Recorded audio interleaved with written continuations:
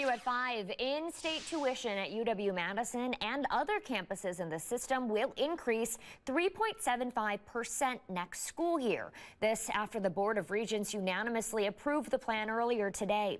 The increase is now the second year in a row following the end of a 10-year freeze. Officials say the tuition raise is expected to generate about $39 million a year statewide and combat rising costs. The increase alone equates to a $262 spike at UW-Madison and between a $255 to $396 increase at the other 12 branches.